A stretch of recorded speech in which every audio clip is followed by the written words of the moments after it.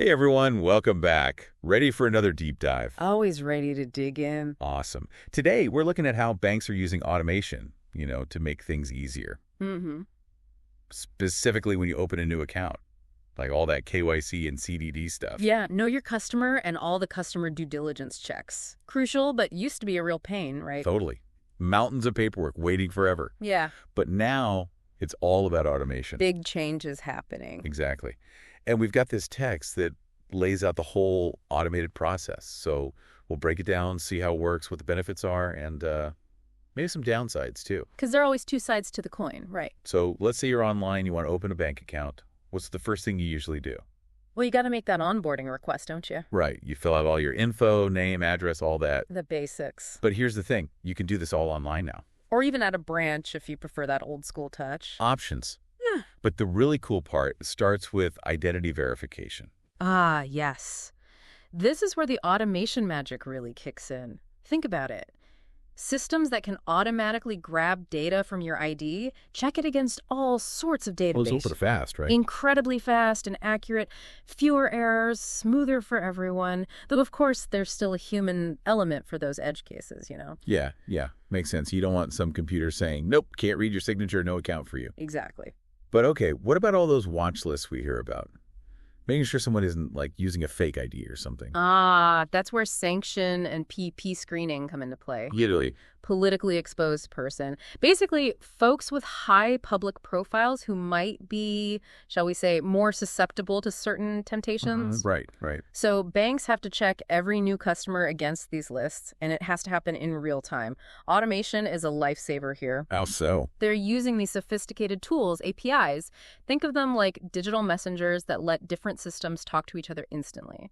So while I'm picking out my online banking username, there's this whole background check happening. Pretty much. And it's not just cool tech. It's crucial for the banks. They can face massive fines, reputational damage if they miss someone on these lists. Yikes. High stakes. Okay, so I'm verified. I'm not on any watch lists. What happens next? Well, the system takes all that info and automatically assigns you a risk rating. A risk rating. Yep. Helps the bank figure out how closely they need to watch your account, how often to monitor transactions and such. Sometimes there's a manual review, especially for, say, high net worth individuals or businesses. But most of the time, it's all algorithms. Algorithms. Feels a little impersonal, no. That's a valid concern for sure. And honestly, it's something banks are wrestling with. How to keep that human touch when so much is automated, especially when we're talking about people's finances. Yeah, that's a big one. Okay, so let's say I've passed all the tests. What's next? The grand finale.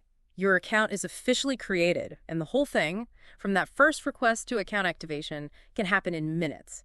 You're in, you're banking, just like that. Wow, that's a far cry from my first bank account experience. Took weeks. I bet. But speed isn't just about convenience, right? It means banks can free up resources, make their fraud detection even better, maybe even offer better products because of it. Yeah, the text definitely highlights those benefits. More accuracy, faster onboarding, better compliance. Paints a pretty positive picture.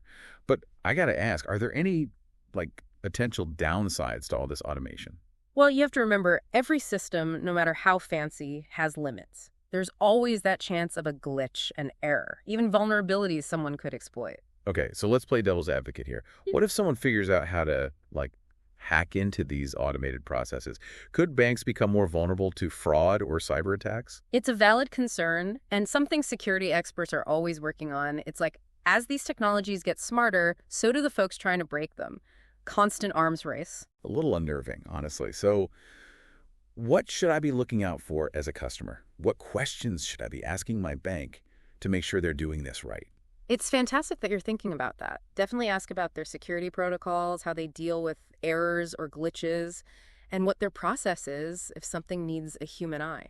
So it's all about balance, isn't it? Exactly. Using the power of automation, but having those safety nets in place. And I guess it's not just on the banks either, right? Absolutely. We as customers, we need to stay informed, ask those tough questions, and advocate for systems that are both innovative and responsible. It's definitely a lot to think about. It is, but it's important. Well, thanks for breaking it all down.